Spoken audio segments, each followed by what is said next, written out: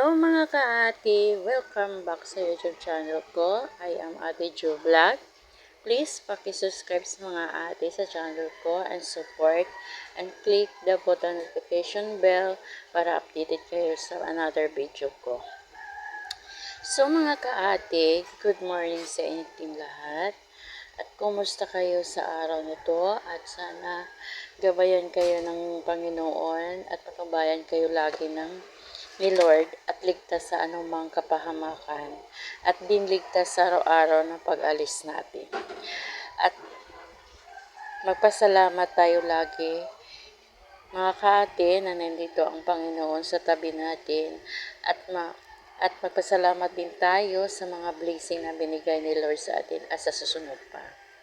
So mga kaate, today's video, yun nga, ganun pa rin ang paulit-ulit. Every routine ko, nagigising ako ng umaga, sabay gising ng asawa ko ng 4:30 AM para mag-prepare ng pangangailangan niya papunta sa trabaho.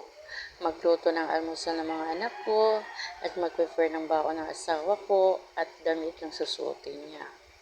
Yun ang mga kaati, paulit-ulit lang. So, mga kaati, alam ko ganun rin kayo ang ginagawa niyo sa pamilya niyo na masikaso.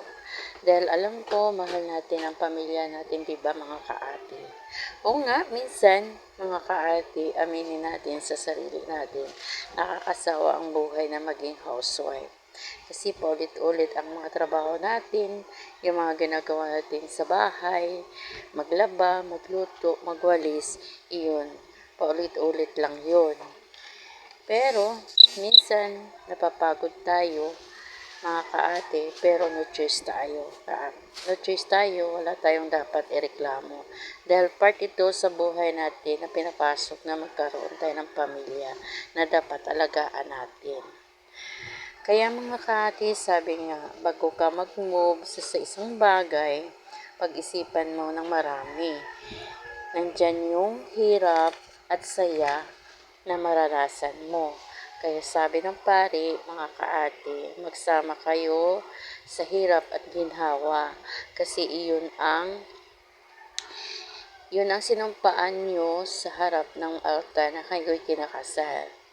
Kaya mga kaate, yun lang. Marami na akong nasabi. Medyo nagdadrama na ako. Sana pagpasensyahan nyo na. At sana may natutunan kayo sa mga sinasabi ko.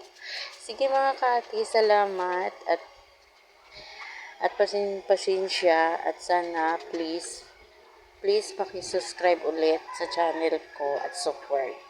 Thank you mga kaati. Bye-bye. Salamat.